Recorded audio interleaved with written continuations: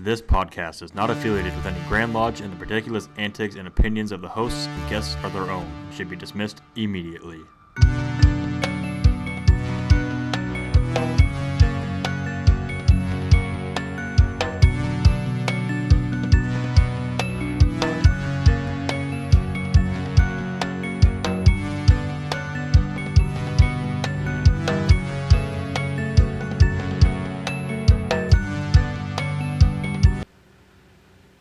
Good evening and welcome to episode 43 of Studio 357 Masonic Podcast. That's a 4 and a 3. Got it. Otherwise known as season 2, episode something. Wow. Yeah. I didn't know math was going to be involved. Now you know. Can I take geometry for 200, Alex? All right, as usual, we'll do a shout out to our show sponsors. We have Homeward Handyman Services, bricksmasons.com, the Insurance Center. Ooh, that's a fancy one. Yeah, definitely with me. The Corporal Dagan Page Foundation, our Patreon supporters. Absolutely. Well, that was a very poppy P. Pop, pop, pop, pop. Yeah. And they're not an official show sponsor. I just want to give them a shout out because they have a great product. Kaiser Farms, it's a local Nebraska popcorn farmer. Popcorn? Popcorn. Okay. And it's sold, popping with the peas. See how I brought that all together? It's almost like I planned it, but I didn't. Okay. Oh, yeah. Anyways, local farmer, Nebraska grown popcorn. They do make some popcorn whiskey. They've been known to do that. And it's pretty mean. Anyways, Kaiser Farms, check them out. It's kaiserfarms.com. You can also find them on Facebook. Go check out their products. Good, just down-home Nebraska folks. Very good. Yeah. On that, what have we been up to, Jim? Well, I think we should address the elephant in the room. Oh, yeah. The room. That's what I've been up to. Mm-hmm. Well, and looking at the camera, seeing the image back there, it looks like we should have smoking jackets on. And We should have a little smoking robe, little velvet robe. Right. Big Hiram and Solomon cigar. That's an idea for a future episode. What have I been up to? I don't know. That's why I asked. Well, I don't even remember. I'm so busy. All I remember is last night I had lodge I've had lodge 2 different places this week. So Nebraska Lodge 1, and then Is it the oldest lodge in Nebraska? You know what? It is the oldest lodge in the state of Nebraska. Huh. And I did attend last night and was junior deacon at Beehive number 184. Thank you very much for filling in. Yes. I don't think I forgot a line, but Yeah, I've never done it before. Really? Yep. That was the I first think you time. did pretty good. Thank you. We've already covered me. I've been up to turning my garage into a studio. Studio 357.4. There we go with that math again. Arithmetic. What about you, Jason? Well, unfortunately, I wasn't at Lodge last night. We noticed. But Huh, who knew? it's been a lot going on. Daughter being the sweetheart for Demo Lay. Been involved in that for quite a bit this last month. But What does that involve for someone that does not know? With that, she just is required to be there and go to events with them. A lot of times they'll do fun events. They just did their conclave recently, Okay. which they just get all the groups together, so kind of like a grand kind of thing for us. Cool. But she's just got to be there, be their sweetheart. She brings them treats and does things like that. A lot of times they'll take her places, but they do a lot of fun events, Tuesdays, Thursdays, things like that. Seems like all the time. They're a very busy organization. Yes, between that and Job's and Lodge and Shrine, I'm kind of spent, I think. When you have time for work. Never. Right? The work's getting in the way of this whole living thing. Right. So, and then now we're going to hear from, I'm a little starstruck, past Grandmaster, Sir Alex Straatmann. What have you been up to in the last couple of weeks? Most worshipful. Most worshipful. Oh, no, that's just Alex. You can just call me Alex. I think, people get hung up on titles. I think the best title I'll ever have in Masonry is brother. So let's see. It's budget season. I'm on the city council in Kearney, so we've been going through our budget, which is a little daunting. You'd think in a community about 35,000 people, what's our budget? It's $131 million. And so going line by line and learning that, it's my first budget season as a councilman. So learning that, we just got through an audit. So going through all of that, it's a lot of math. And I went to law school. I don't do math. It's difficult for me sometimes to learn these things, but I don't want to take it for granted. So I've been spending a lot of time on that. Been trying to read a lot of books that you're supposed to read in high school. Like I just finished Catcher in the Rye. I'd never read it before. And so now I'm on The Old Man in the Sea, which I'm really enjoying. I wish the guy would catch more fish, or a fish. But I've been doing that. So I usually try and read 10, 15 pages before I go to sleep. And yeah, that's really about it. Work. I work at UNK, and so we're getting ready to welcome our 6,500 students back to campus, and that's always the best part of the year. The second best part is when they go home in May, but the best part of the year is when they get to come back to campus. So anyway, but yeah, that keeps me out of trouble. Nice. Let's jump into questions. You want to lead us off, Jim? Sure. Tell us where you're from, what lodge you belong to, and something interesting about yourself. Yeah, so Alex Straatmann, member of Rob Morris Lodge, number 46 in Kearney. I'm from Kearney, grew up in Kearney, born and raised. Came back to Nebraska after law school, went to law school at Texas Tech, and came back to Nebraska in 2003 and tried to make it as a litigator. And I spent 3 years as a trial attorney and a litigator, and I wasn't very good at it. I'm not very confrontational. I'd much rather be working on solutions rather than being combative. And so, yeah, I transitioned into public service, and I spent 16 years working for Congressman Smith in 3rd District of Nebraska. In the last 3 years, I've been the Chief Compliance Officer at UNK in Kearney. Something interesting about myself. I don't know that it's interesting, but one of the things that I'm really passionate about is rescue animals, rescue dogs, rescue cats. My wife and I had a 16-year-old dog that, as a reservist, that dog was home both times I came home from my 1-year mobilizations away, and just so happy to see me. And when we lost her, I was really,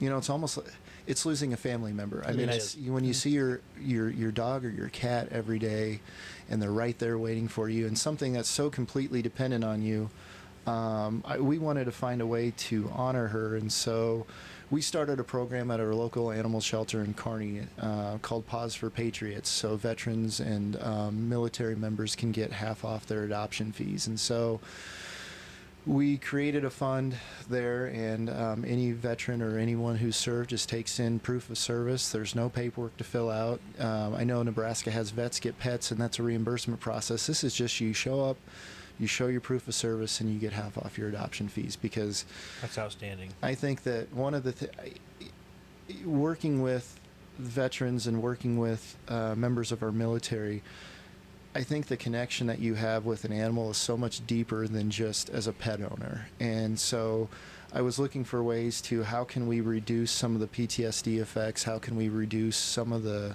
things that veterans transitioning from service can go through? And I thought, let's get them an animal. Not necessarily a service animal, but just an animal. And so, especially post-COVID, seeing that our shelter was so full, it was really important for me. How do we reduce the numbers, and how do we increase veterans getting animals? And so that was something that I'm really proud of, and I think that's pretty interesting. Well, that's great. But before we move on, I want you to tell everybody how do they get involved in that? How do they give to that? Because that's great. Yeah, you can just go to the Kearney Animal Shelter, Kearney Area Animal Shelter. They have a Facebook page. They have a website. There is a specific link on there under their programs. It says Pause for Patriots and explains the program, and they can just go on and make a donation through there. I spoke to our executive director at the shelter today, and she said that more and more veterans are finding it and taking advantage of it. And the shelter is full right now, so I stopped in and made one of our semi-annual donations just to keep the fund going, and did that today. And So yeah, you can come from anywhere in the state, and they'll let you adopt an animal and get that access to Paws for Patriots. And they sell T-shirts and sweatshirts and crew necks with it, and they use that as a fundraiser as well. So you can donate, you can buy a T-shirt, and I think it's a pretty good program. Amazing. I love that. And it's a lot of people think about, veterans need service animals. The amount of unconditional love that comes from an animal is it speaks volumes. It's you can't describe it. Yep, and I think that there's a lot to be said about veterans rescuing rescue animals. It's one thing to have an animal; it's another thing to rescue it. You see these pet food commercials that have the veteran with the disabled veteran that goes into the shelter and looks for the animal that's maybe tucked away in it. But that's very very real. Mm-hmm.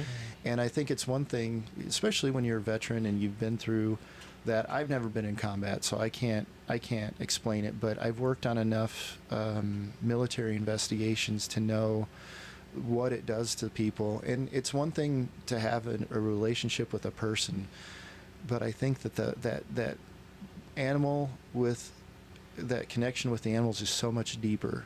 It's so pure. It is. There's no baggage attached. There's no to baggage it, for it, and you can get yourself into a place where you think that nobody cares about me. You can't convince yourself that animal doesn't care about you. Right. And I think that that's really, when we were looking at the numbers, the 22 a day, I thought, how can we reduce that? What's some small way that I can reduce it? And I think that if it's, and we'll never know the people that it saves, but if it saves one or two people, then that's something I'll be really proud of. Yeah.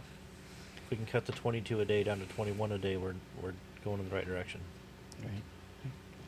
Let me ask next, what brought you to Masonry and what keeps you here? Sure, it's a really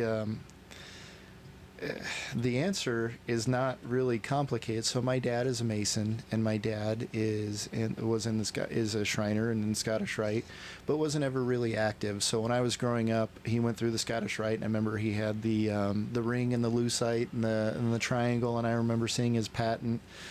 And when I came back to Nebraska, they had a one-day at our lodge, and my dad's partner at the funeral home was the potentate at the time. So you could go from 0 to Shriner in a day. So I went through all 3 degrees and the shrine in about 12 hours. And there were about 8 others of us that went through it, and I had absolutely no idea, other than because my dad was a Mason, and then also I was in Sigma Phi Epsilon as an undergraduate, and I still volunteer for SIGEP. But SIGEP was actually, their rituals written by a man named William Lizelle Phillips. And I think that Zach, that was here in February, was also a member of the same fraternity. But they called him Uncle Billy because Uncle Billy was the longtime secretary of the lodge, or of the longtime grand secretary of the fraternity.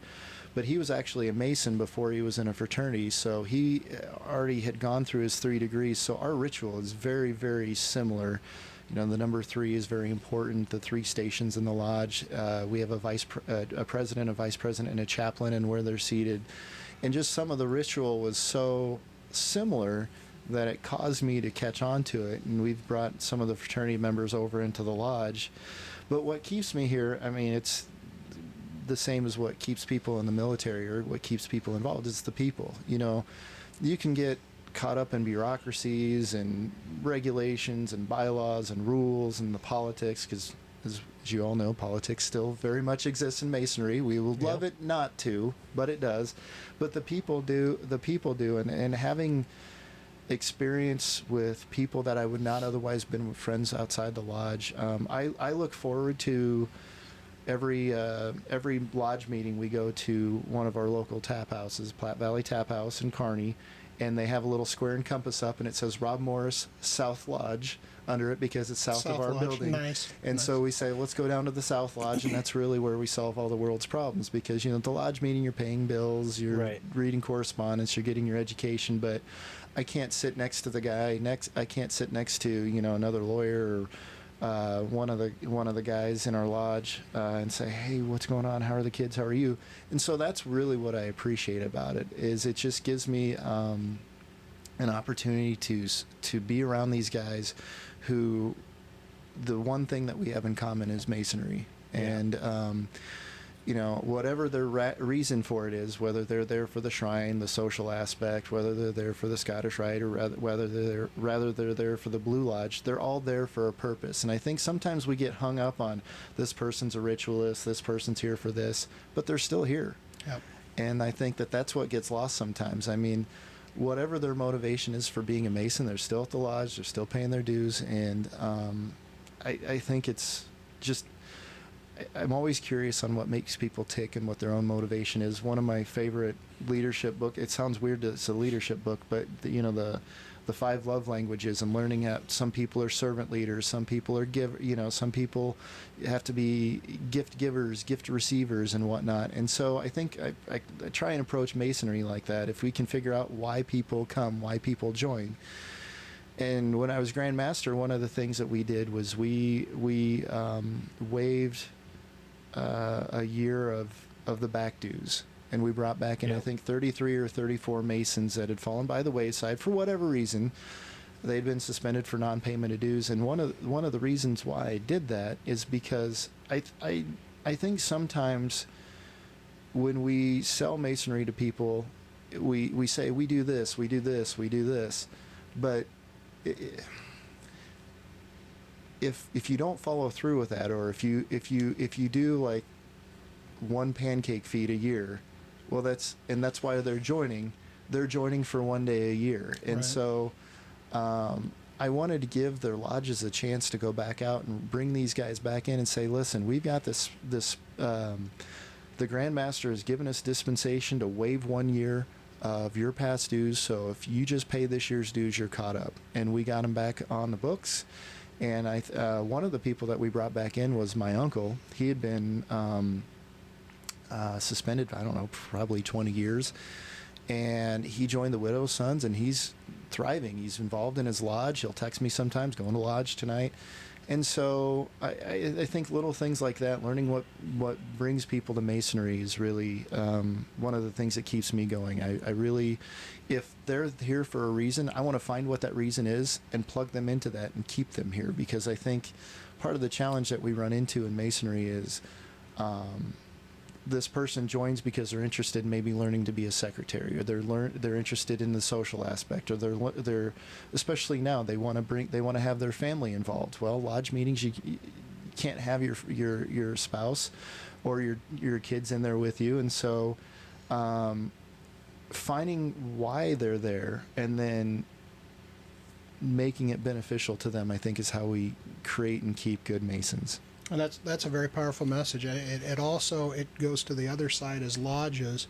We need to be doing a better job of finding out what it is that makes them tick, what it is that they love, and trying to get that going if it's not already going. Yeah. And I would say to brothers out there that haven't been going because that one thing you wanted you weren't getting, try it again. And if it doesn't work with the lodge that you were in, find another lodge, because the one thing that I'm enjoying in my short time of Masonry so far is visiting different lodges, and each one of them has a little bit different flavor, and some of them are better at things than others. Some of them don't realize that they're not focusing on everything that they should be. So as Masons, we need to make sure that we're offering what we can to everybody, but in the same token, if you're not getting it, it is out there. It just may not be in your lodge. Let them know that it's not there, but if you need to look someplace else, there's a lodge for everything. Absolutely. And one of the Grand Master's recommendations that I had was to expand appendant bodies, and I had several people say, "Well, why would you want to expand? Why do you want to expand appendant bodies? We have so many already." And I thought, but if we expand it or make it easier for appendant bodies to come into Nebraska, whether it's, we have a grotto here in Omaha now, or if we were to bring in Tall Cedars of Lebanon, or one of the other appendant bodies, they all have different philanthropies, they all have different missions. The common trait is that you have to be a Mason. But if we can make it easier for appendant bodies to function in Nebraska, we can find those Masons that they're not getting what they need from the lodge. I mean, the Blue Lodge, I love the Blue Lodge. I love our ritual. I'm not very good at it. I've gone through the proficiency class. It was very hard because when I was in law school and I'd read 1,000 pages a week, I'd have to learn some shortcuts, and so sometimes I'll change a word out for this or that, and it drives our secretary nuts because he's also our deputy grand custodian, and it drives him nuts because I paraphrase, or I will insert an and instead of an or. But so to say that I'm a ritualist, I like a ritual and I like learning from it, but I'm never going to be the perfect, because we confuse sometimes proficient with perfect. I'm never going to be perfect. I can be proficient, but I'm never going to be perfect. But to have some of those appendant bodies, to Masonry can be everything to everyone if you find out what their passion is. And if their passion's working for kids, we can send them to the shrine and they can be involved in the hospitals, and they can be involved in the transportation to the hospitals, or they can be involved in the shrine bowl. Or if their passion is the esoteric ritual, then they can go through the York Rite or the Scottish Rite, and they can be involved in the different degrees there. Or if their passion is, like, the one thing that I was really looking forward to doing the most when I got done being Grand Master was riding my scooter in our shrine club. Also not very good at it, but it was one of the things that I was really looking forward to after not being able to do that for so long. And so I wanted to make it more accessible. I think if we can make Masonry more accessible to our members, including the appendant bodies, then that was my goal. I would be careful saying not being perfect. It's not the right way to do it. We strive to do it 100% by the book, get the words right. But I would much rather take a man that knows what it means and can put it in different words than somebody that can recite it and doesn't have any idea what any of it means. Oh, 100%. Yeah. But you guys have been in lodge before when somebody, you miss a word and then somebody chirps behind you. Or 3 or 4 people say it. Yeah, and they chirp up at different times, and all of a sudden you get off track. I remember the first time I ever conferred an entered apprentice degree. I was a junior warden in our lodge, and I conferred this degree, and here comes Scott Krieger as the grand custodian with his gold chain and his apron on, and he sat about 10 feet from me, and I immediately forgot half of the degree. I stumbled through it, but to his credit, and this is something I'll always appreciate, he didn't stop the degree, he didn't correct me. There were other people that were chirping up, and I've taken a lot from that experience, that if somebody needs a prompt, I'm happy to give them a prompt. I might give them the next word. But if somebody misses a word, I'm not going to stop them in a degree and correct them, especially in front of a candidate, to say, well, I know this word, you didn't get that word. And I think that's a disservice to the candidate. And it's always easier to be on the sideline than it is when you're the person giving it. What drives me nuts is when somebody corrects you, it's more about what they know than what you don't know. Right. Oh, yeah. Keep it to yourself. Yeah, and also I will tell you, as a past Grand Master, people have expectations that I'm going to sit up and give a word perfect master's degree, and I'm going to do both sides of it. And that's just, you don't all of a sudden learn everything and have everything word perfect because they put a gold collar on you. It still took work. It still took time, and I was always more hesitant to confer degrees when I was a Grand Lodge officer because of that. Because of that, he's a Grand Master. He must know this. It's still a struggle for me sometimes. I still have to refer to my cipher. Now I'm on the big print one because, my little, Are we. as I head into my late 40s, I have the big print one now instead of the little print one. But I do think it's something that, by the time I slow down, which might not be ever, but I would like to learn one of the lectures, or be the one that they call, say, hey, we need somebody for the staircase lecture. Who can we call? Oh, past Grand Master knows that. I would love that. But that day is not going to be today or tomorrow. So let's jump to who's been one of the most influential Masons in your life. Sure. Well, softball answer is my dad. I mean, my dad set the way for me to be a Mason, but also I will say, when I first became a Mason, Ron Nielsen in our lodge was the master of the lodge, and he needed a chaplain. So he called me. I had no idea what I was getting myself into, And so was raised in September of 2007, and in January of 2008, I was the chaplain. And by 2012, I was a master of the lodge and on my way. And so Ron was my Tyler when I was a Grand Master. Typically, when you're the Grand Master, you pick the Tyler from your home lodge, who's your travel companion. And so Ron was my Tyler, and I was mobilized at the end of my year to being Master, and I was on the divan for the shrine for Tehama Shrine at the time, and so Ron stepped in and was potentate the year that I would have been potentate, and I really appreciate that because it was important for me to have somebody from our lodge be in a leadership position. But Ron was really influential. Rick Myers on the Grand Lodge level. Rick is he's so even-keeled, and he's just so measured. And he's just somebody that's just really a good person to get to know and spend time with. From the lawyers, I talk to Rex Smotes quite a bit because he's also on the jurisprudence committee with me. But his daughter's out at UNK, and so those are really people that I look to and I ask their opinions for. Because they've sat in that seat, but also because it gives me a different perspective on things. They're here in the Omaha area. They know a lot of the people involved. So when I was Grand Master, it was really important to have somebody who could say, yes, Beehive Lodge, this is who their master is. This is, so if I needed to check in with a master, I knew something about them rather than just cold calling them. And so those relationships were helpful. Perfect. All right, we're going to take a quick break. We're going to hear from a sponsor or two, and we'll be back before you know it.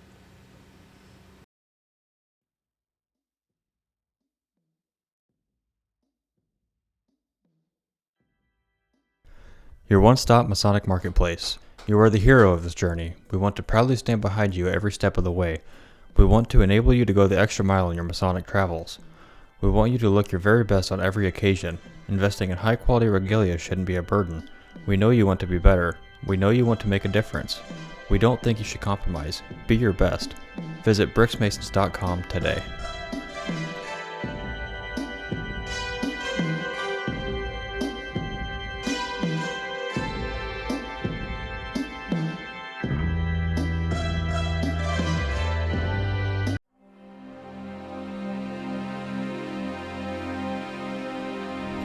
Demonstrate that love never ends through the commitment to support past and present service members, the communities that surround them, and the loved ones of those whom we will never forget. Visit deganpage.org for more information.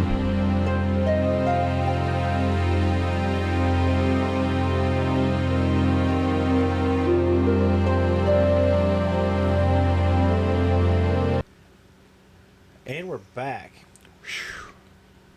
So we kind of alluded to this in the first section, but the studio's new.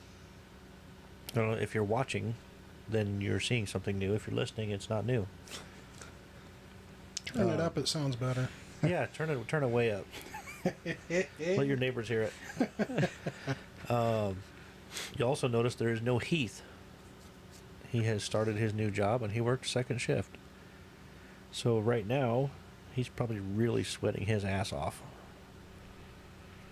In this heat, yeah. Yeah. Yeah, definitely.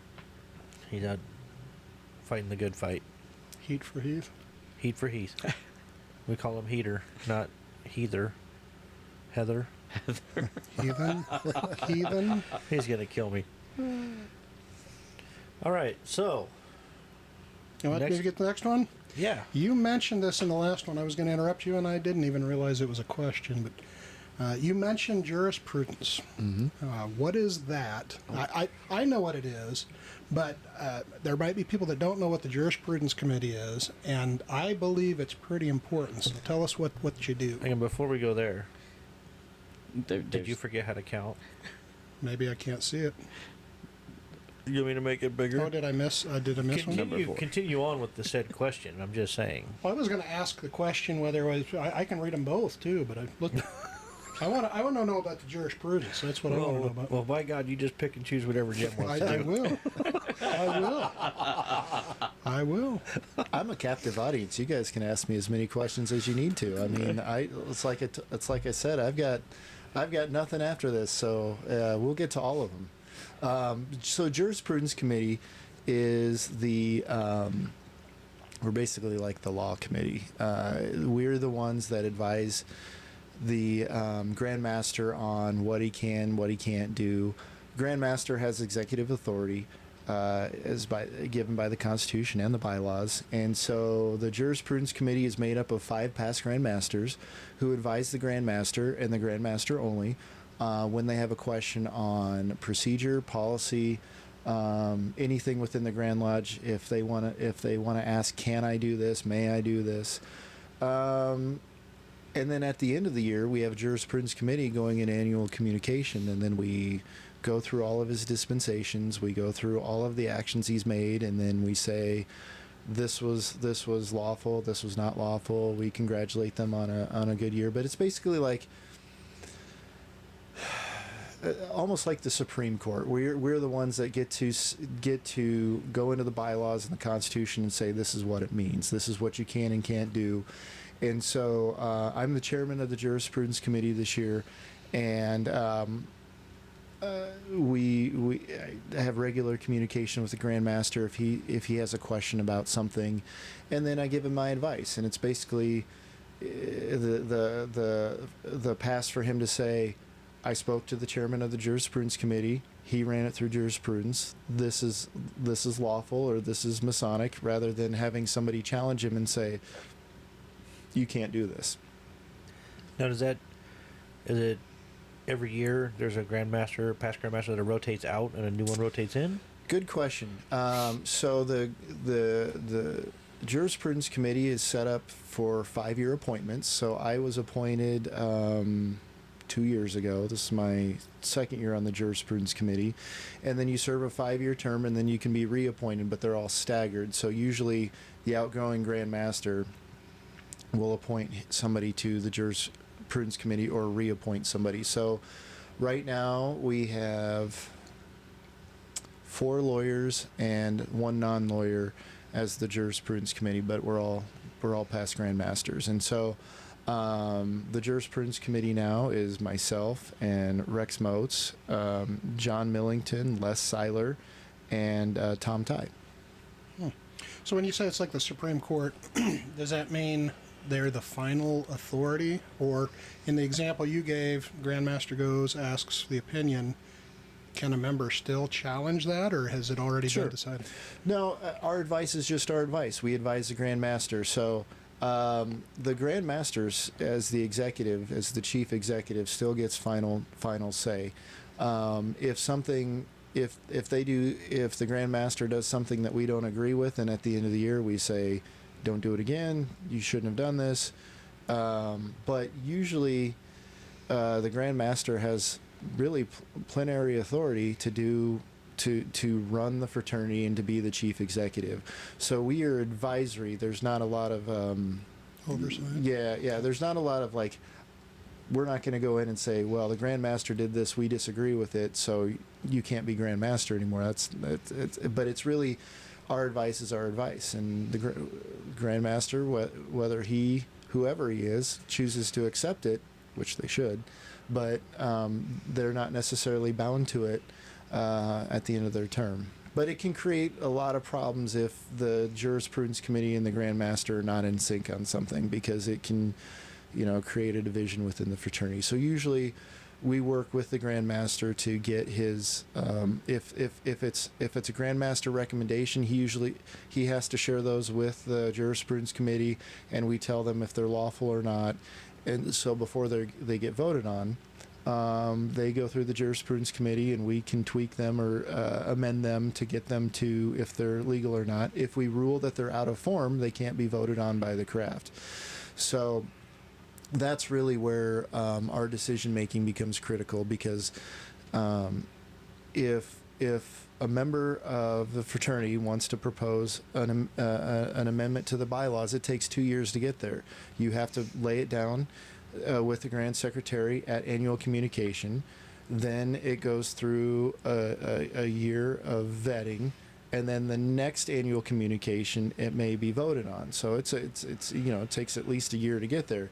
If you're the incumbent Grand Master and you have a Grand Master recommendation, you don't have to do that. You can just put it down at that annual communication. You don't have to wait that year to get to the next annual communication. And so that's why it's important to make sure that they're vetted and that they're constitutional and they abide by the bylaws. So that's really, I would say, one of our more critical roles is to make sure the Grand Master's recommendations that we vote on at the annual communication are lawful. If you could sit down at dinner with anyone, past or present, Mason or not, who would it be? Oh, wow. I've heard you guys ask this question a lot, and I've thought about who would it be, and I think there's so many interesting people, and there's so many answers that I would love to give, but to be honest with you, I'd love to have lunch again with my grandfather. He wasn't a Mason, but he was a World War II veteran, and he died when I was 20.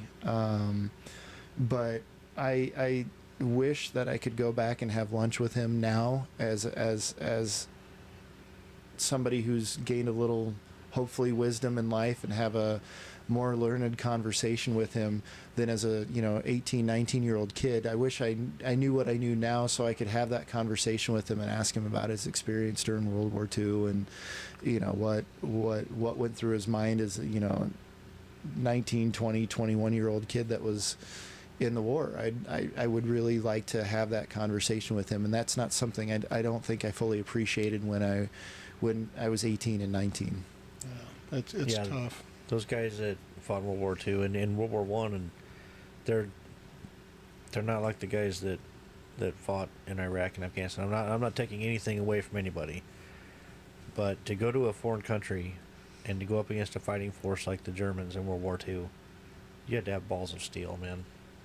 Well, and you think about the casualty rate, like the Soviets lost 20 million people in World War II. I mean, 20 million people in Russia were killed. The United States, we had, 500,000? We had 490,000 casualties during World War II.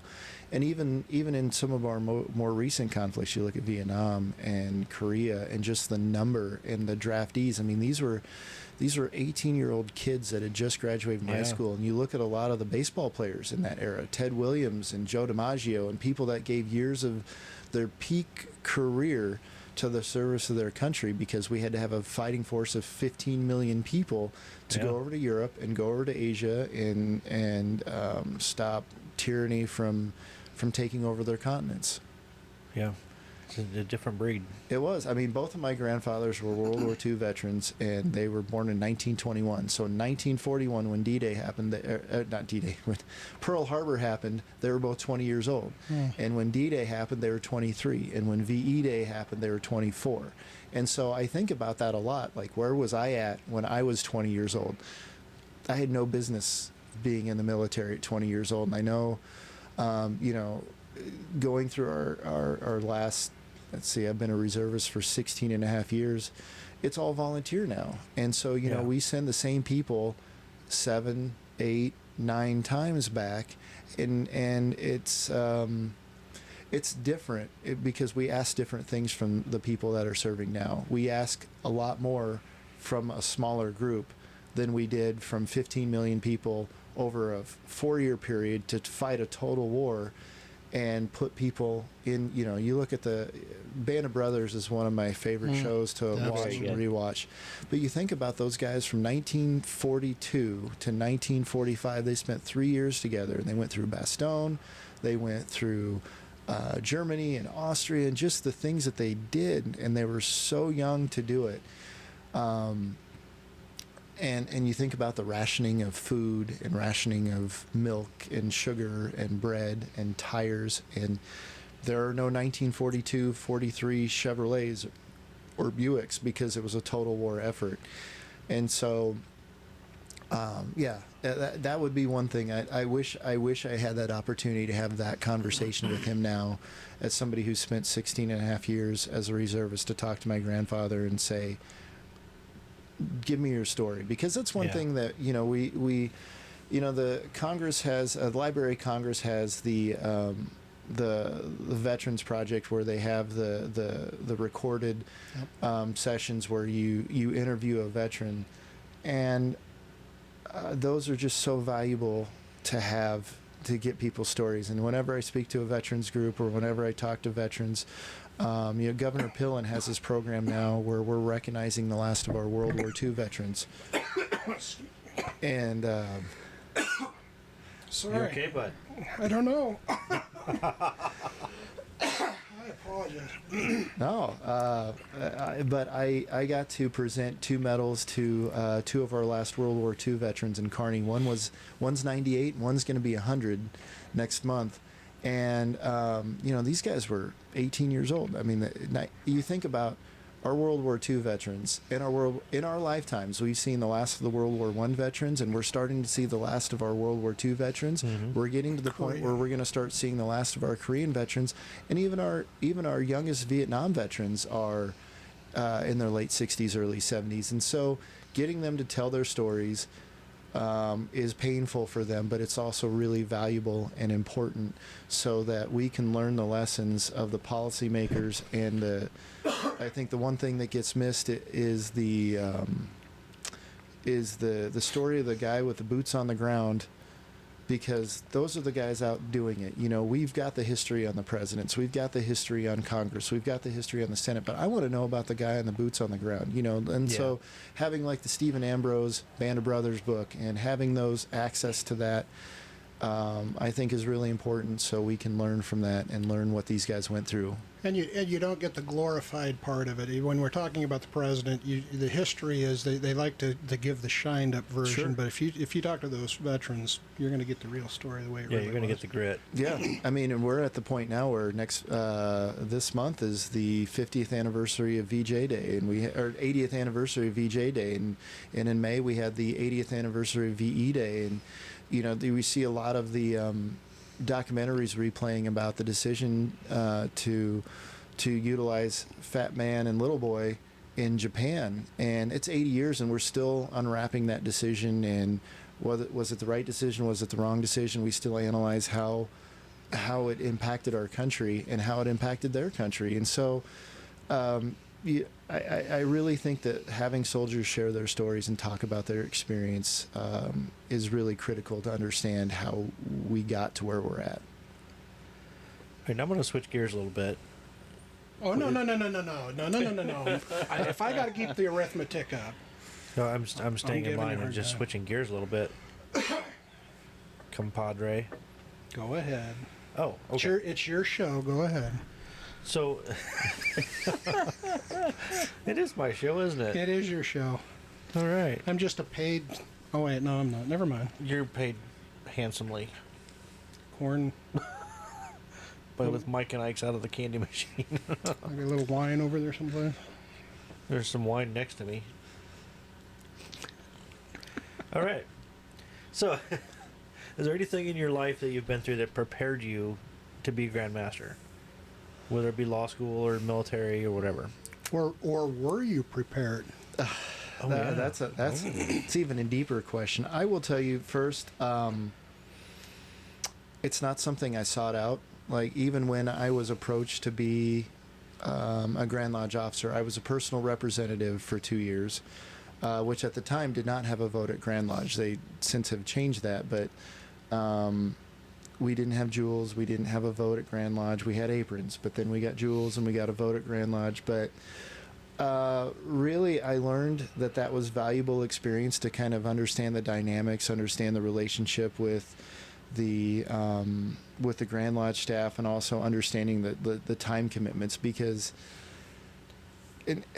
the time, it's we have over 100 lodges and you want to go to them all, but as a husband and somebody who's gainfully employed, it's really difficult to go out to certain parts of the state for a regular business meeting and then drive 3, 4, 5 hours home.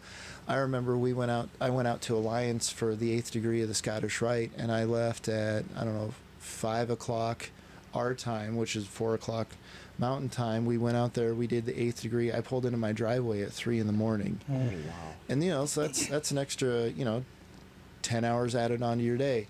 And so I think being a Grand Lodge officer before being Grand Master let me know what was going to be asked of me as far as time.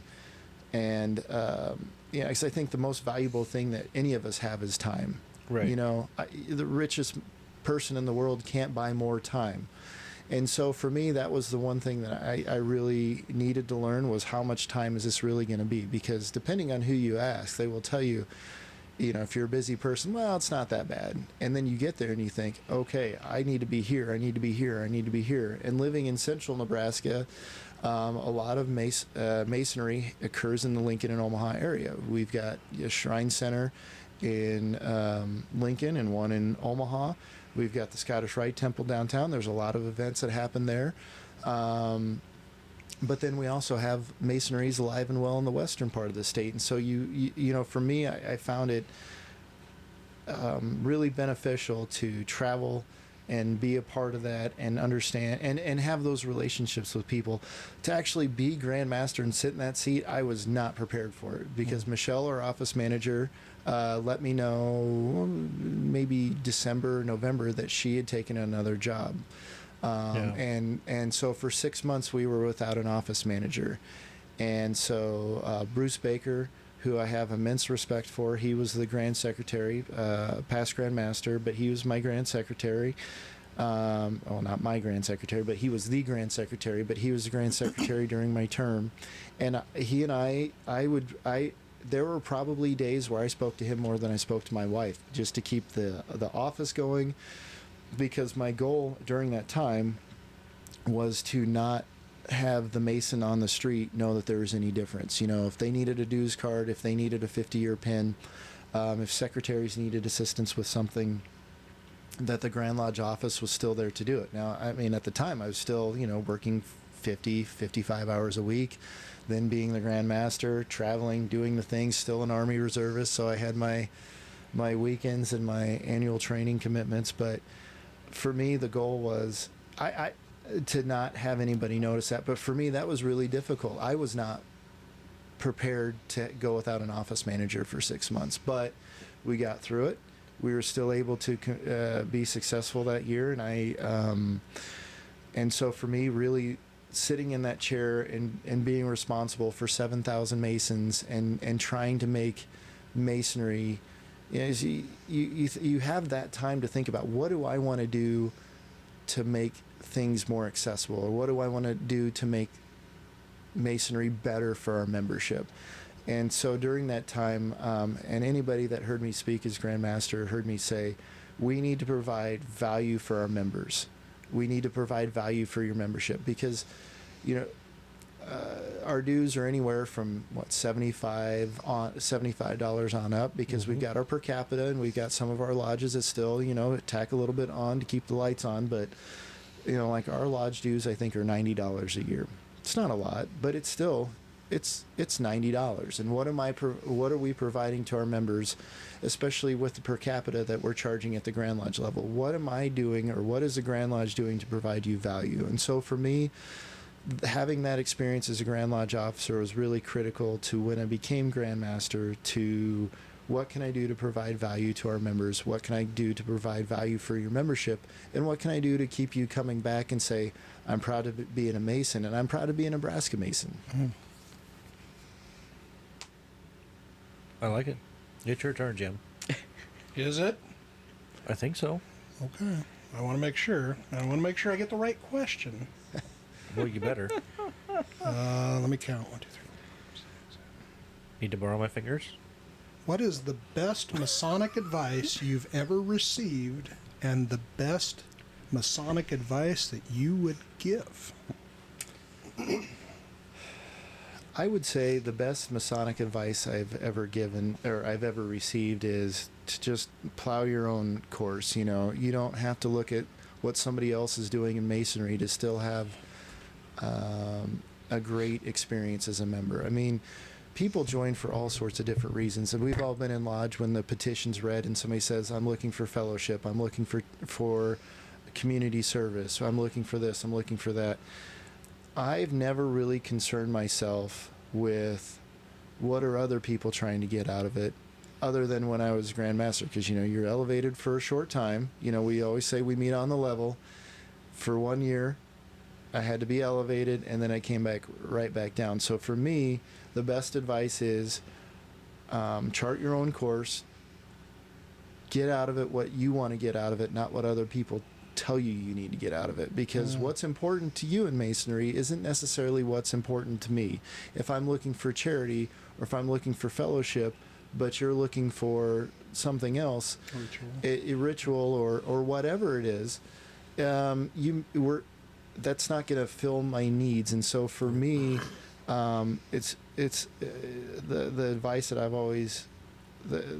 always relied on, and the advice that I always give is, don't be afraid to tell people what you need out of Masonry. What are you trying to do? Are you trying to get fellowship? Are you trying to get ritual out of it? Are you trying to find spiritual meaning? Whatever it is, I think if you're upfront about that, and we talked about that a little earlier, if you're upfront about that, Masonry is going to be a better experience for you than relying on what somebody else is telling you in their elevator speech to get you to join and sign that petition. Right. Yeah. Absolutely. All right. What behind the scenes aspect of being in the Grand Line would surprise most people, and what were you least prepared for? I was probably least prepared for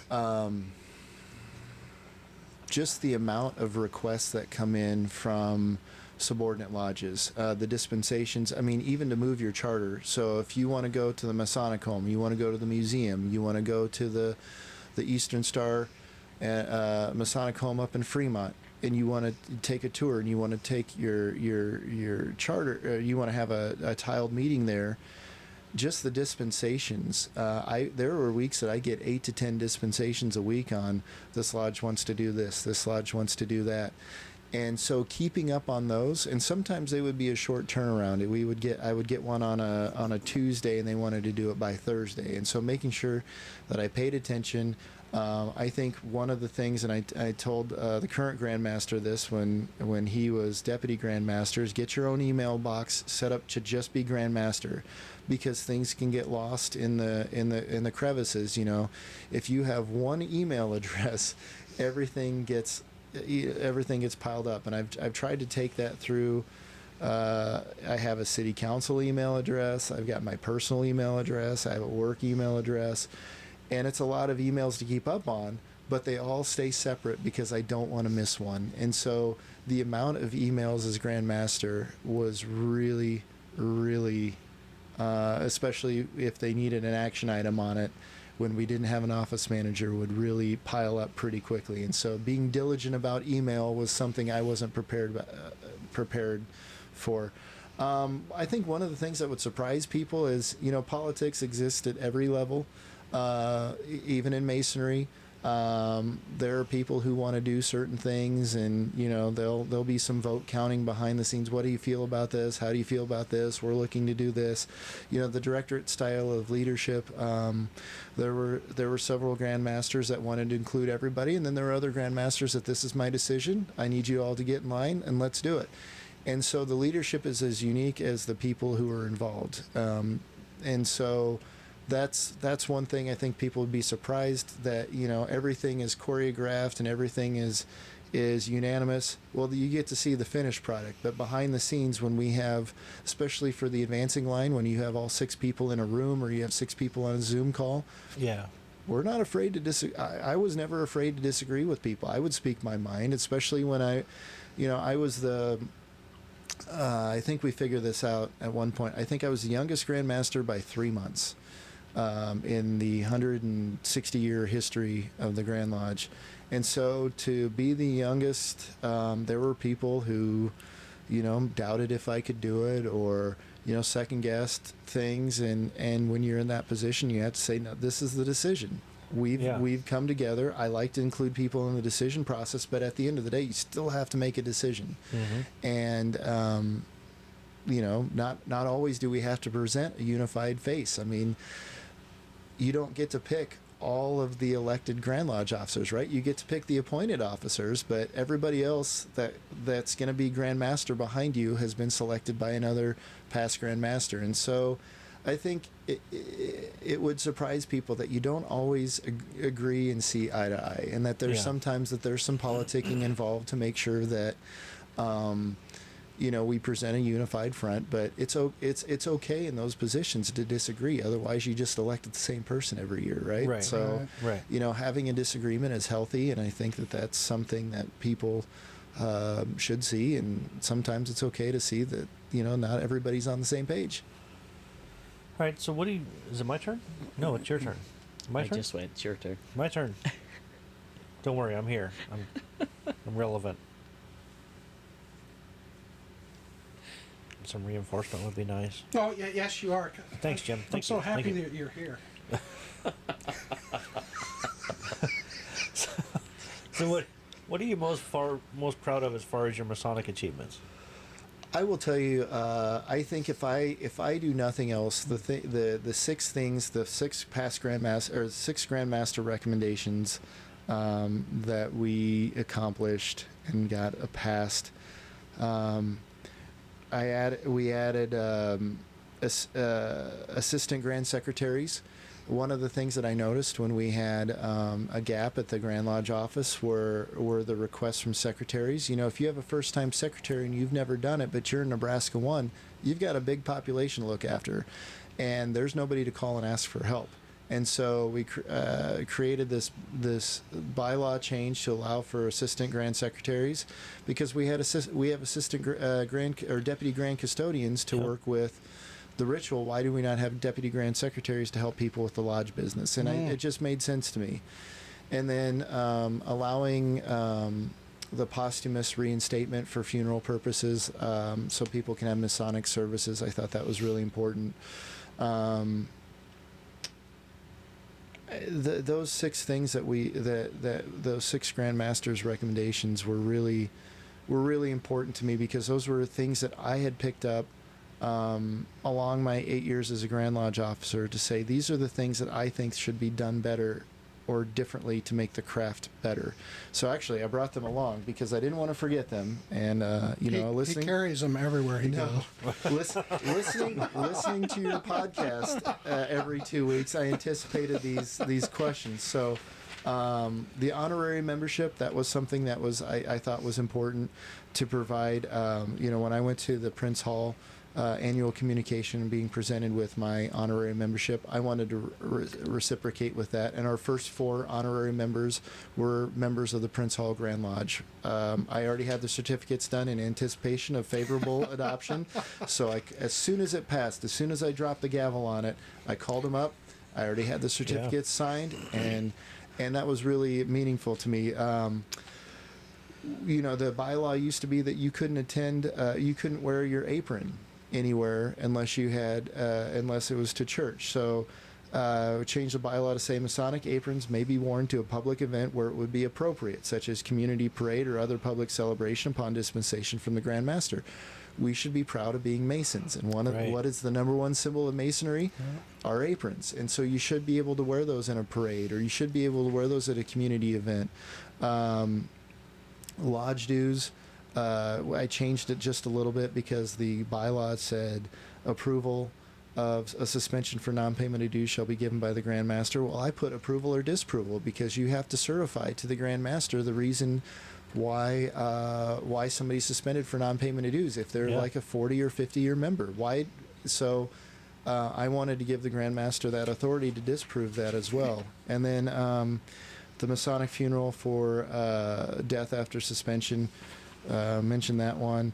Expanded the independent bodies, like I said, to include a couple of them, but more importantly on that, changed it that any other body requiring that one shall be a Master Mason in good standing may apply to the Grand Master to operate under dispensation until the matter may be voted upon at the next annual communication under Grand Master's recommendation. That was important because I wanted it to be easier for an independent body to start in Nebraska, because if we can make an independent body accessible, that might fill somebody else's cup for masonry. And so those are the things that I'm really proud of to have accomplished. But I also think too, on the other side of it, I was really proud that we raised enough money to buy 2 disabled veteran vans in that neon green and have the square and compass put on it. Instead of, we used to have the change for soldiers many years ago. We would put the cups or the change jars out, the old mason jars out at the lodge, and people would put their change in, and we would buy phone cards for service members who are deployed. Well, over the years that had progressed to, we're going to have those jars out for disabled American veteran vans to help people go to the VA hospitals. Well, instead of putting the change jars out, I asked every lodge to make at least a $250 donation. And with 100 lodges, I thought if everyone did it, which not every lodge participated, but a lot of lodges did. If every lodge gave $250 and we've got 100 lodges, that purchases at least 1 DAV vehicle. Well, we raised enough and there was enough from the year before to purchase 2. And so now I think there's 6 total of those DAV vehicles running around the state with a square and compass on it, with the Grand Lodge on it. And that's something I'm really proud of. Just being able to support our disabled veterans and have access to health care. Not like he has a lot of extra time, but we need to work on Jamie and start getting him interested. Jamie with DAV. He's a great guy. He'd make a fantastic mason. Well, I always carry a petition in my car, so when I run into people and I think they should be a great mason, I hand them a petition, and I say, "Is it with those two? You can carry them in the car." Oh yeah. I met with somebody on campus, I don't know, maybe 2 or 3 months ago, and I thought this guy would be a really good mason. And he was asking me questions because he was in my office and he saw a couple of the certificates, and I said, read this, go to the website, beafreemason.org, see what questions you have, and then come back. Yeah. Perfect. All right, well, we're going to take another quick break. Quick for you guys. Maybe quick for us, maybe not. Doesn't matter. You'll never know. Yeah, you'll never know. Unless we tell you when we come back. We would never ruin a surprise, though. Anyways, we'll be back in a minute or so. At Homeward Handyman Services, we pride ourselves on being honest and giving every job the attention it deserves. Owned and operated by a master mason with 2 decades of expertise in home repair. We are bonded and insured, and we carry the highest standards when it comes to taking care of your home. Whether you need a faucet changed or a light remodel, we can take care of your home improvement needs. Call Michael at 402-915-0824 today for a free estimate.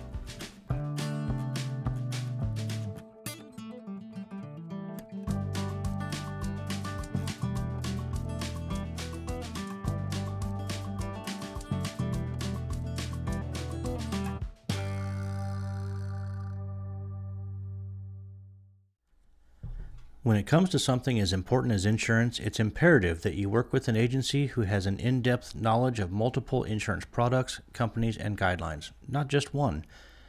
We are completely independent agents, and we work for your best interests. We are Mason-friendly. We have locations in Fremont and Elkhorn. We provide policies for virtually all of your personal and commercial needs, including health and dental. Visit our website at www.theinsurancecenterinc.com. We're available Monday through Friday, 9 a.m. to 5 p.m. And we're back. That wasn't near as long as I thought it was going to be. It was a needed break, though. It was. I got to pee again. TMI. Oh, I got to be better about that, right? So's Diet Cokes. Yep. Okay, so what is one thing you'd change about the fraternity? Just pretend you were, I wouldn't say pretend you're a Grand Master for a day, because we've already been there. One thing I could change if there were no restrictions and that, okay. I think we've tried to address some of the things that we've liked to change. Like I changed several of the things that I've done. I just I think if I could change one thing, it would to get rid of some of the rigidity when people say, well, this is how it's done. This is how we've always done it. If I could change people's perception on well, this is how it's been done. I mean, I think that there are people out there that think the ritual has been the same for 300 years. It's changed along the way. You know, you look at, even in the Scottish Rite, Albert Pike came along with the Morals and Dogma in the 1870s, 1880s. That changed the way that we look at the Scottish Rite. So when we look at it, I mean, there are constantly changes being made. We make little tweaks to the ritual all the time. We'll change an and to an or.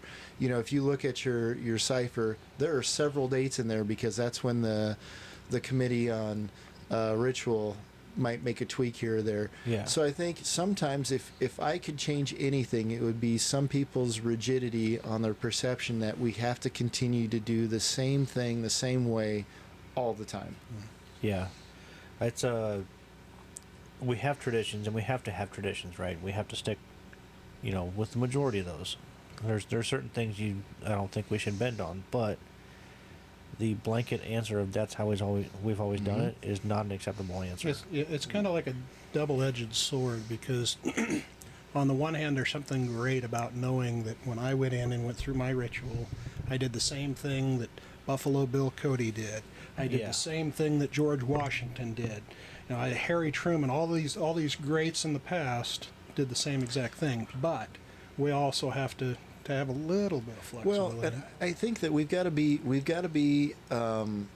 willing to evolve. You know, we saw one of the things over the last couple of years. I went through a 1 day. 1 days we don't do anymore because we lose a lot of members because you get hit with a fire hose. You know, I went through all 3 degrees and the shrine in 1 day. That's a lot of information, and if you don't reach out to that person and get them back in and get them back involved and get them in front of a ritual to review again, you're going to lose them because it's a lot of information. So we went the other way and we did the long form proficiency, which I think has value. But then also too, having the short form proficiency in Nebraska, it's our first year back to it, so I'm curious to see what the numbers look like. Retention, people will stay in an organization that they think that values them and that also provides them value. So our Blue Lodges, and one of the things that I love most about Masonry is the Grand Lodge of Nebraska is the highest authority for Nebraska Mason. You know, there's no Grand Lodge of the United States. There's no Grand Lodge of planet Earth. It's the Grand Lodge of Nebraska. They get to dictate, and they get to oversee the lodges in Nebraska. There's no continental authority over that.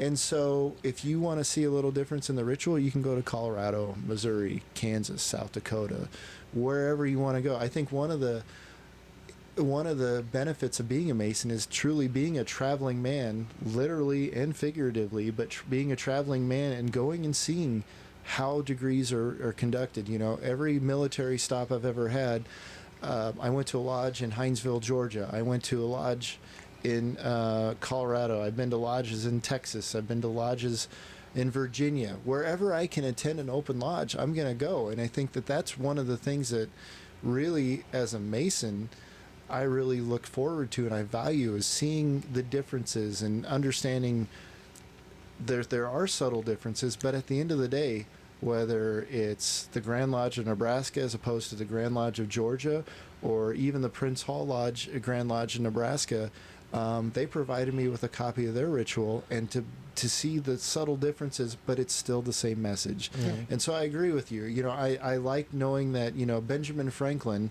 took the same oath that I did. So I'm not saying we need to do wholesale changes, but also being able to evolve and change not our understanding, because the understanding is what's pivotal, but making it more accessible to a modern age is different. I mean, you know, we've got so many conflicts that come at people, whether it's work, you know, both, even in the last 70 years, we've got both husband and wife working out of the house. We've got year-round sports for kids. We've got more demands on our time than ever before, which is why it's critical that Masonry continues to provide value to those that invest in it. Right, and even going across the river into Iowa. Yeah. If you should choose to do that. I actually got the opportunity to do it. I don't know why you would choose to do that. No, I'm just kidding. I'm kidding. I was careful how I said that.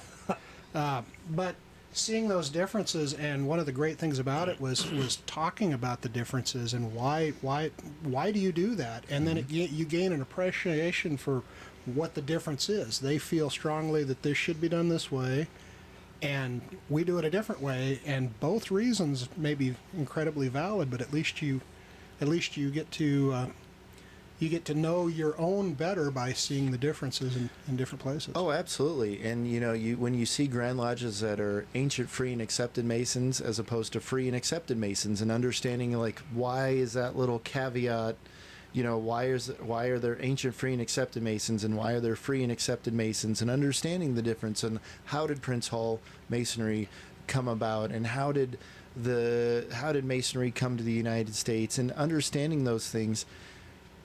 It's really important, and it's really valuable to be able to go to other grand jurisdictions and learn those things. And we did it maybe when I was Grand Junior Warden, maybe Grand Senior Warden. We did a co-event with our friends in Iowa, and it's interesting, even in the dynamics of their Grand Lodge.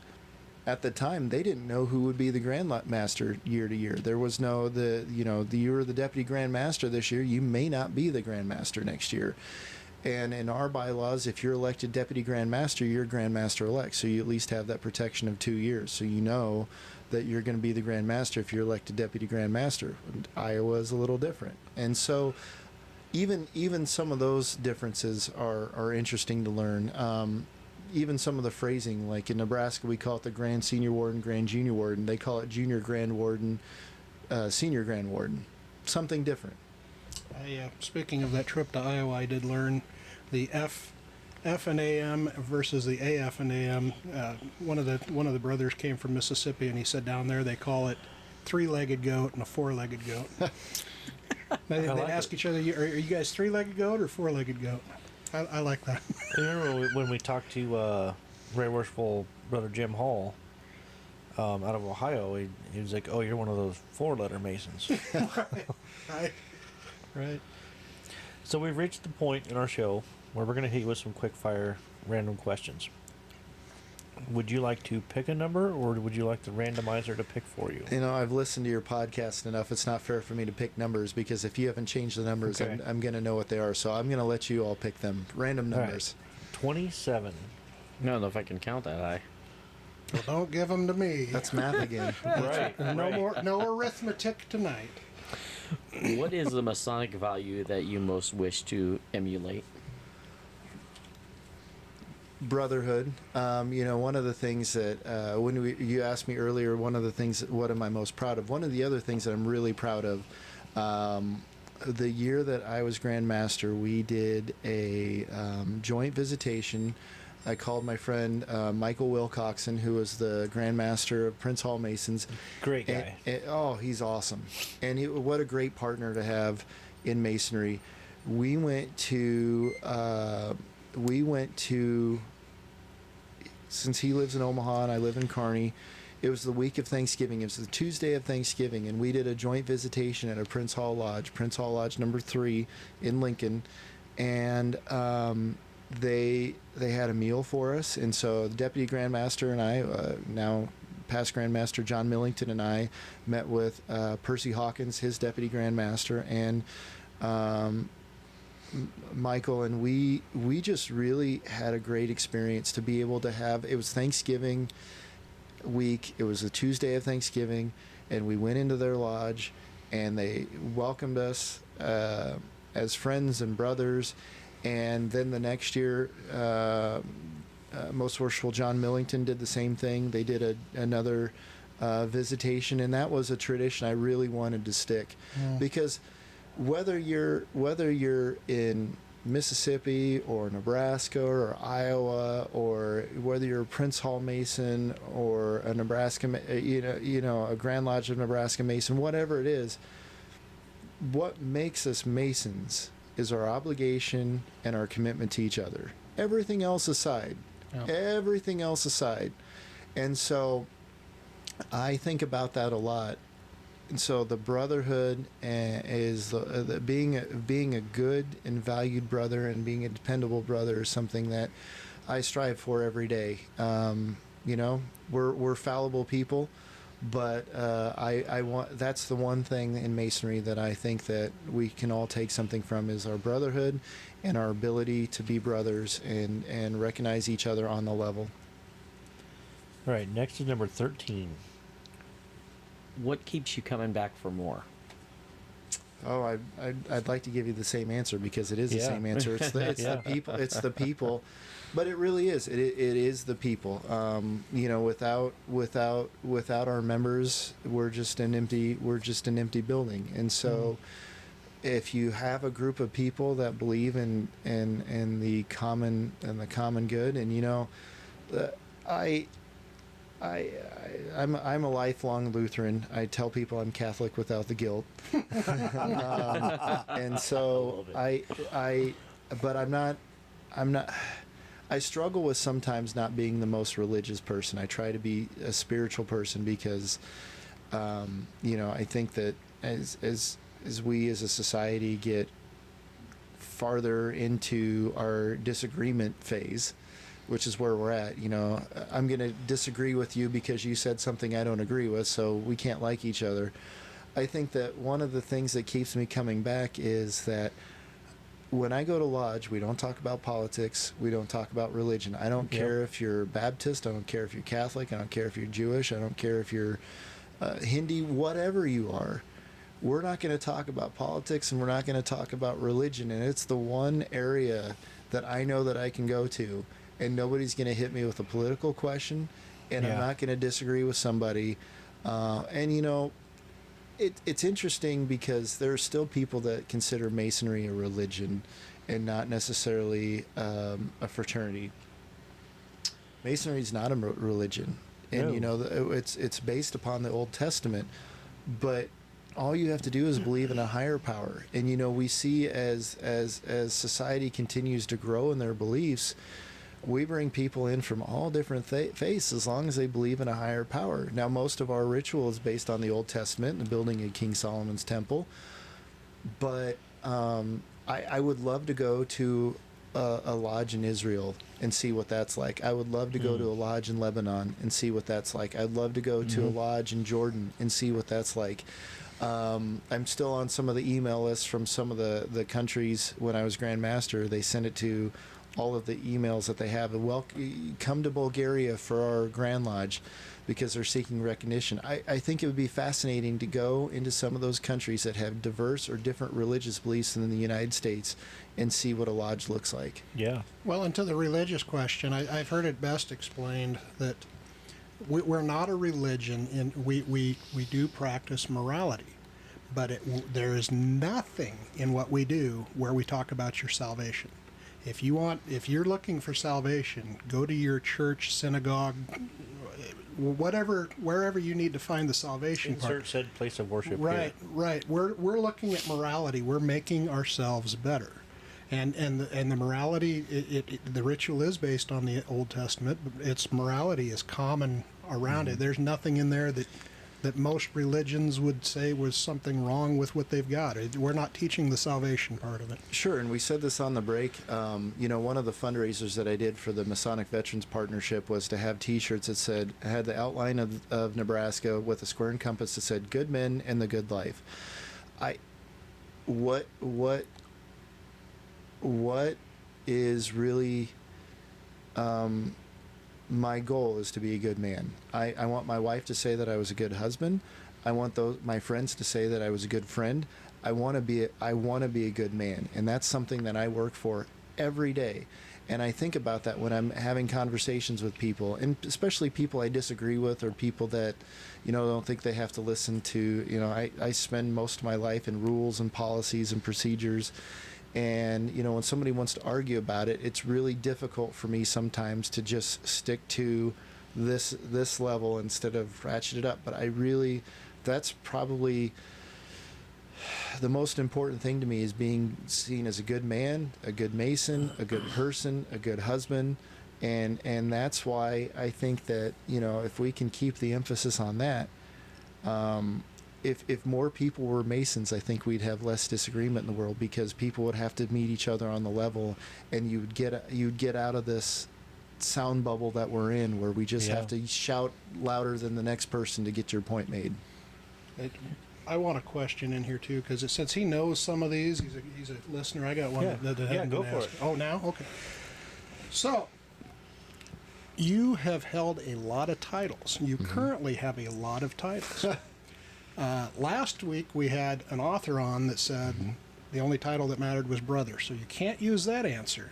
But I want to know, what is your what title are you the most proud of? Any title that you've been given in your life, what title are you most proud of? I am proud of being Kim Andreessen's husband. There we go. Good answer. man. That Good is, answer. you know, when my wife tolerates a lot from me. All of my, I'm just gonna do this one night a week. I'm gonna do this. You know, when I ran for city council, I had spent 2 terms on the school board, and she thought it was going to be like being on the school board again, because, you know, when you work with other people and you know, when you work with in a group setting like that, you're not going to always agree on something. But, you know, I was on the school board during COVID.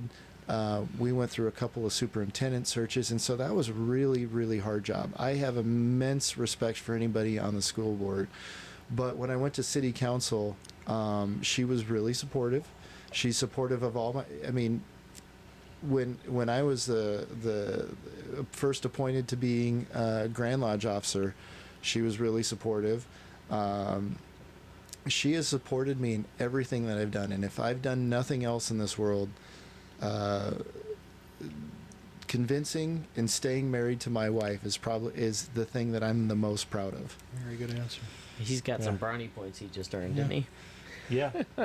Yep. You'll have to earmark that and play this episode for her. Play it on a loop. Yeah. I'm gonna edit that 30 seconds out. Yeah. And, you know, anytime I'm in trouble, I'm just gonna have like a Bluetooth speaker in the house play it. And reminder that it went international. It's been around the world. We are quite international now. Oh, Yeah. We're on like 5 continents. on 5 continents? Yeah. We're pretty high class. How many continents are there? So, Oh, yeah, we're on 5. All right. 3, 5, or 7? The next one up is 20. Okay. And that's, what is your biggest Masonic aha moment?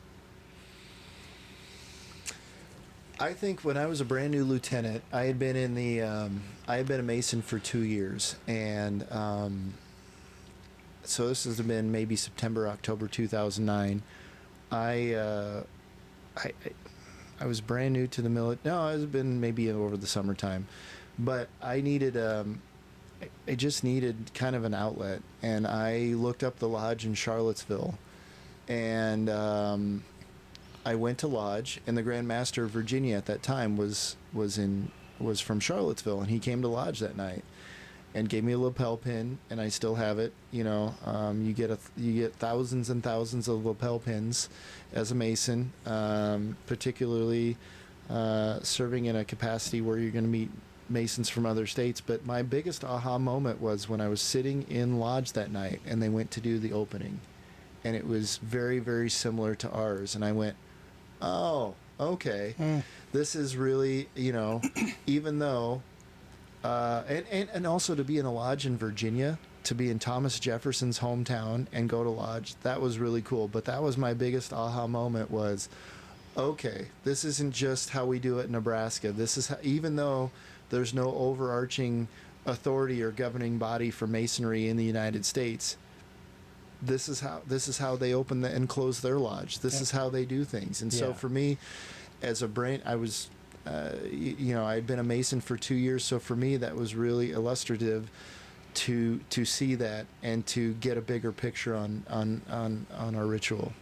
Yeah. All right, so let's open this up for some open discussion. I think you had a topic in mind.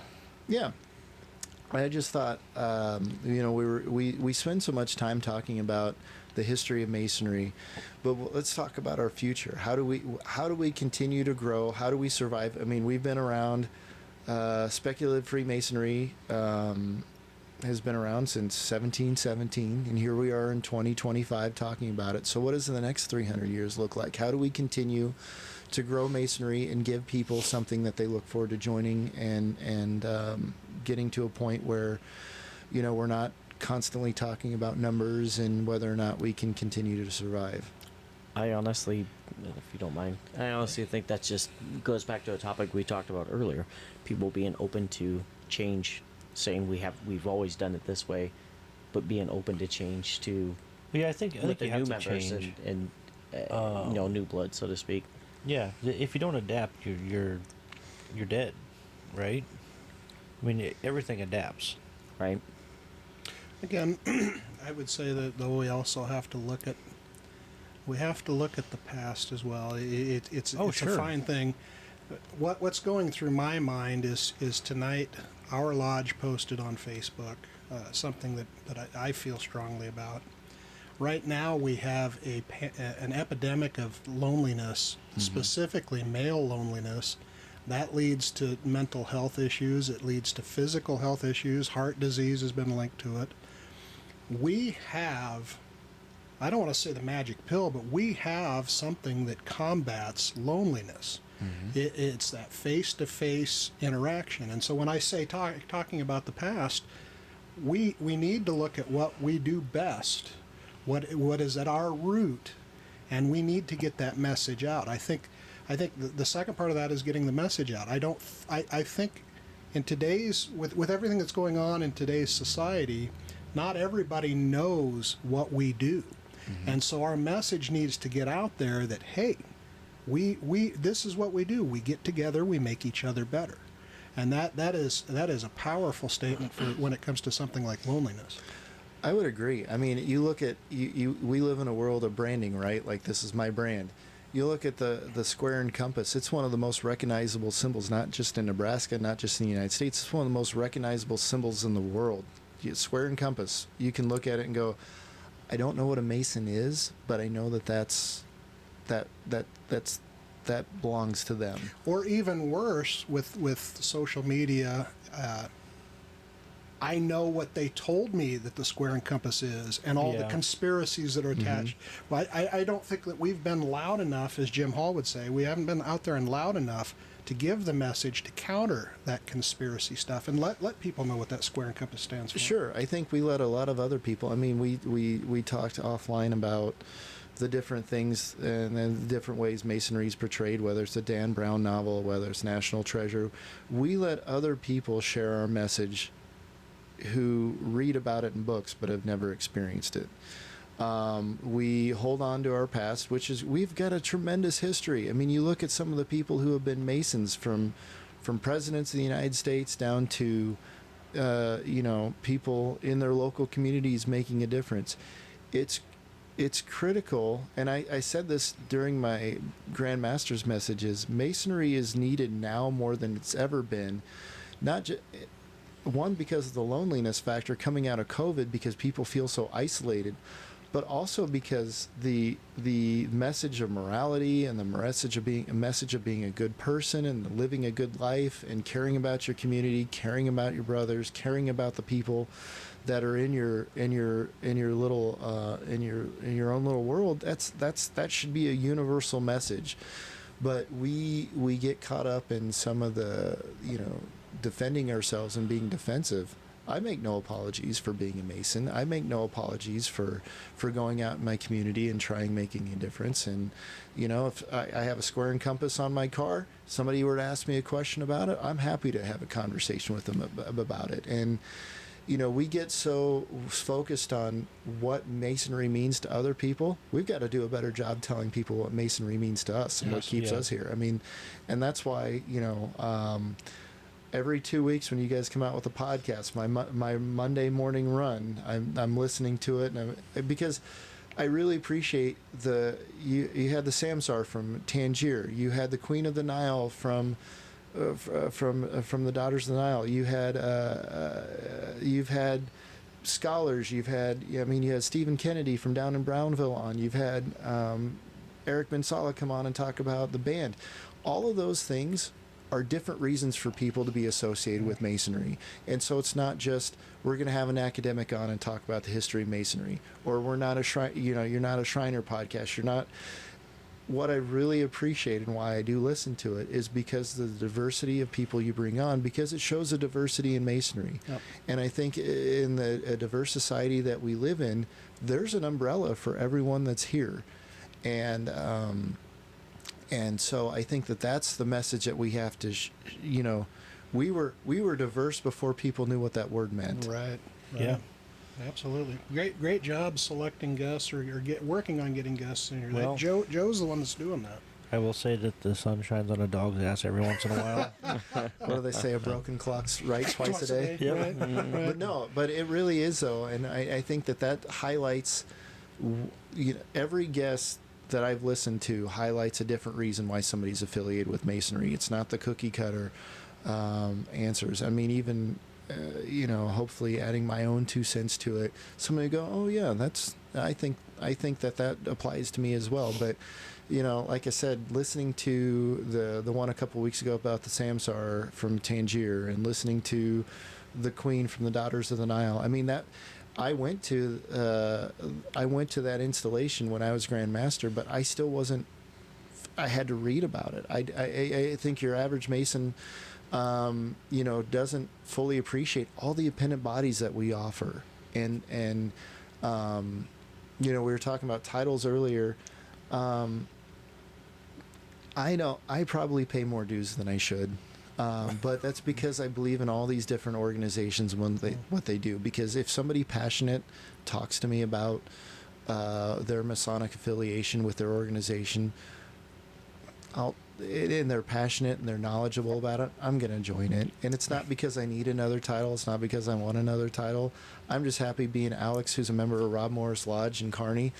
But I also believe in what we're doing as Masons and out there, whether it's the Grotto and their focus on youth dentistry and getting dental needs for children, or whether it's the Shrine and their focus on children's hospitals, or whatever we offer people.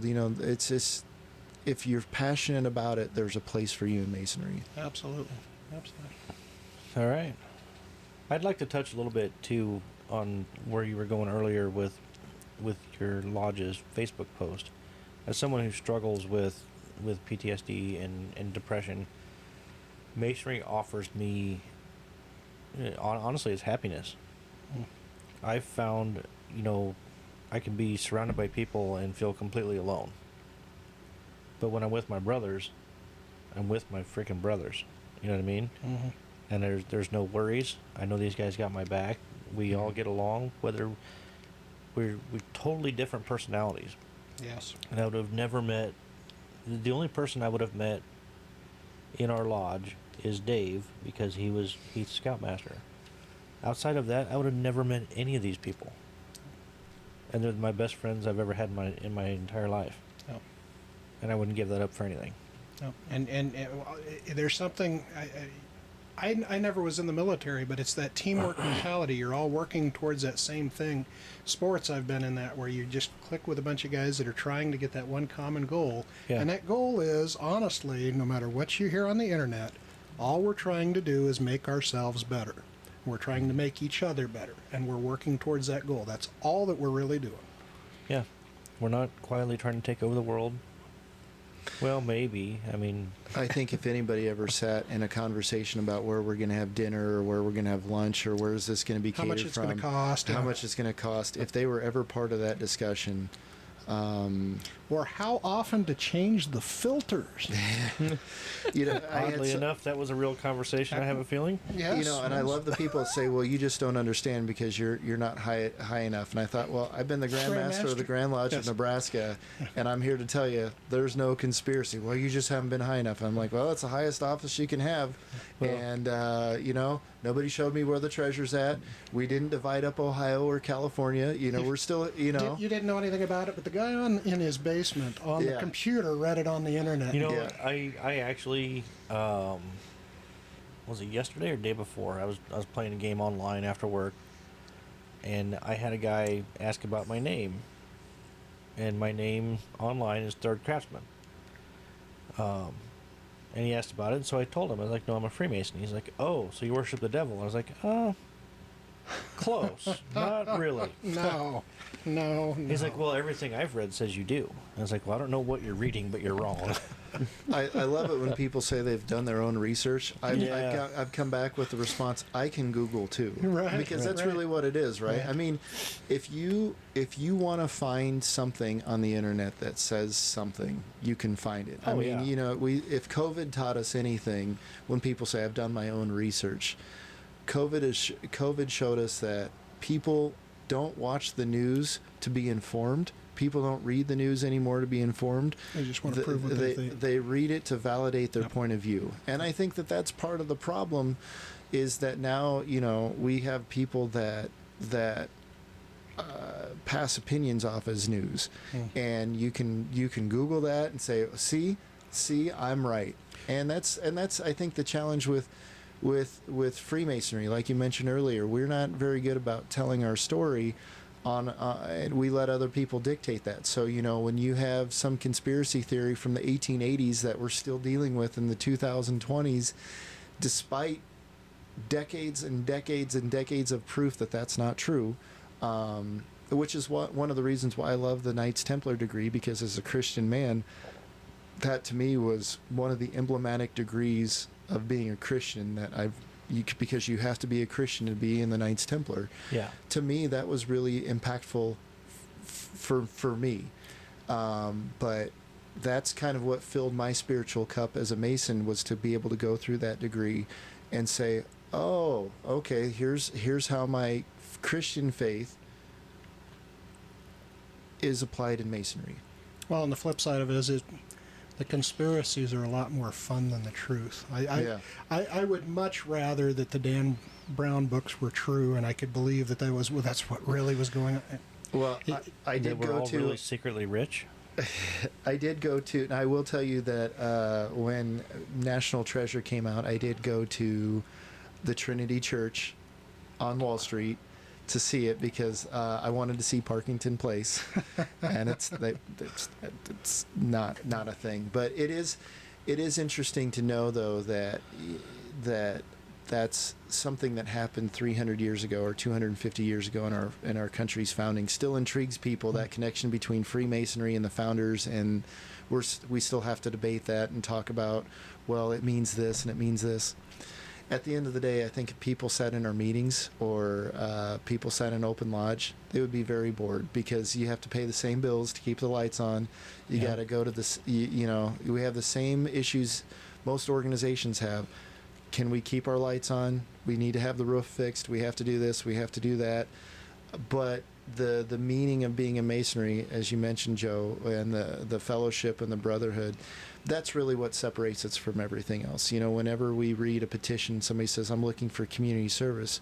Well, we perform community service as Masons, but we're not a community service organization. If that's what you're joining Masonry for, we've got outlets for it. But really, at the end of the day, our commitment to each other and our engagement with each other is what sets us apart from everything else. And all that's fake except the Oak Island Treasure. We do know where that is. Oh, yeah, certainly. Yeah. I mean, would you like to see some of it? Well, you'll have to maybe, I don't know, maybe we'll We start don't a even know where all the subscription. stuff is in the lodge. We can't even find all the props to do a degree. That's right. Right, we about talked out. You had a question, you said. When we were on break, you said you had another question. You were going to throw me a curveball. Oh, no, I already hit it. I think he got it right before the quick fire. All right, very good. I'm all questioned out. Yeah, well, let's do some shout-outs then. You want a shout-out? Do you have a shout-out? I do have a shout-out. Unfortunately, it's not a good one. This past week, it's been on the internet that the Grand Master in South Carolina passed away. And so I've got a shout-out to our brothers in South Carolina, all the people that are affected with that, to the family, friends. We're thinking about you. It's part of that brotherhood. Even though we're not in South Carolina, we're behind you. Hear, hear. Mine's also somewhat sad, is that his new job prevents him from being here on Friday nights when we record. We are already scheduled through February, so it will be at least February before you'll see him on an episode. He'll be producing behind the scenes, but right now it's 9:15 on a Friday night, and he's currently at work. So better him than me. That's right. That's right. Really don't have. My only shout out would just be to Alex. Appreciate him for joining us. We appreciate the camaraderie, brotherhood Absolutely. of joining us here tonight. Other than that, I ain't got much. What about you? I just want to say thank you to you all for what you do. Like I said, I really appreciate you guys. When I came to you and told you at Grand Lodge that I listen and I appreciate it, I meant it, and that was 7 months ago. Yeah. And here I am. It's a little surreal to be here as my first podcast, and so I really appreciate the opportunity. I really appreciate what you guys do to educate people on the different facets of Freemasonry, whether it's the appendant bodies or the education part of it. I think that's really critical in growing the craft and getting the message out, because I can point to this podcast and say, if you want to learn about Nebraska Freemasonry, listen to this podcast. And the guests that you've had from out of state, our friend from Ohio, when you had the traveling man on a couple of months ago, that was pretty awesome. So I just really appreciate it, and it just really I wish 3 years ago when I was Grand Master that I would have been here and been able to say, hey, listen to this podcast. But I really appreciate the work that you guys do. I know that you guys make podcasting look easy, but I know the work that goes into it. I mean, Joe, you sent me the outline a couple of maybe a week ago, and just you guys will get through this, and then Monday you start working on the next podcast. Yeah. Joe does most of the work, but I want to say, I don't think you understand how much that comment at Grand Lodge meant, at annual communication meant. Certainly. Because Joe talked about it for months. I still do. About how great a feeling it was to know that we had people listening out, much less a past Grand Master that was into it. So that was a great compliment, and we were so thankful for that. Oh yeah, I was jealous of the people that got to do the Grand Lodge quickies after it. When you did the rapid fire with the guys after Grand Lodge, I thought, well, wait a minute, I would have come back and done rapid fire, but this was great, and so I really appreciate it. Keep doing what you're doing, and don't hesitate to reach out to anybody and hear their story, because like we encourage veterans to tell their story, we should encourage Freemasons to tell their story as well, because something somewhere is going to connect with somebody, especially now that you guys are on 5 continents. You never know who's going to reach out. You would be amazed at some of the messages we get in the Grand Lodge Facebook page about people who want to join our lodge, because they don't understand, if you live 7 states away, you can't be a Mason in Nebraska. You've got your own Grand Lodge. But the reach between social media, podcasts, and the world that we live in today, I mean, there's going to be somebody in a foreign country listening to this on Monday morning and going, oh, the new 357 podcast is out. I can't wait to listen to it. Yeah, I did come up with a positive shout out. Oh, well, good. I would like to wish a happy birthday to our Grand Custodian, worshipful brother Eric Bensala. Good friend of the show, good personal friend. Oh yeah, he's Great been on twice, right? He was on about band camp in February, and he's on a couple years ago. He's our only repeat guest. That's awesome. No, so far. We wish him a happy birthday. I would be remiss. My 12th wedding anniversary is coming up in a couple weeks, so I do need to. I mentioned my wife earlier, but I do want to. I was going to say it was tonight. No. It's August 24th, so I'm going to give a shout out to my wife, because she does put up with all of my shenanigans, and so I do appreciate her. You feel all those brownie points stacking up? They are stacking up. I mean, he remembered the date. That's good. It sounds like a late '70s pinball machine. Ding ding ding ding ding ding. He's making us look bad. I hope Mary's not watching this one. Well, I will be recommending to her when this comes out. I'm like, on your commute home, why don't you listen to this podcast?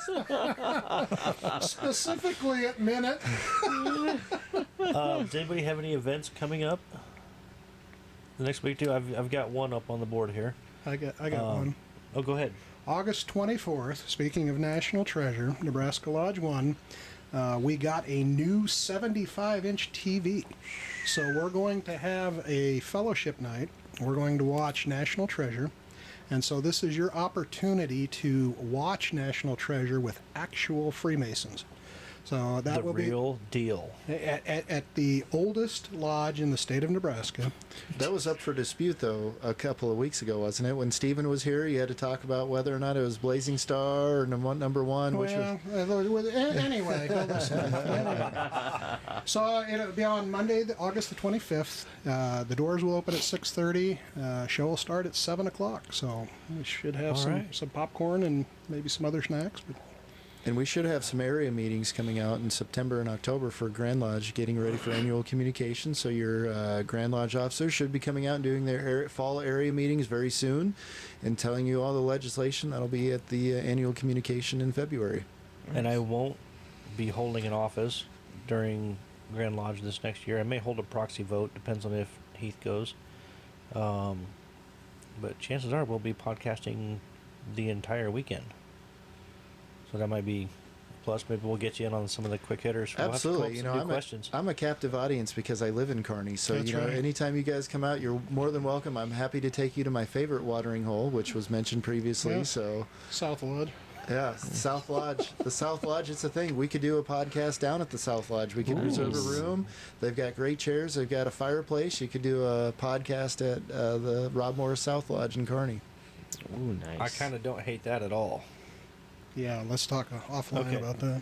Okay, so we have the Scottish Rite Foundation of Nebraska is having a fundraiser for Right Care of Nebraska. For $100, you can get into Peter Fink's private car museum. Peter Fink is Say that twice fast. Peter Fink's private car museum. Okay. He is the owner of Certified Transmission.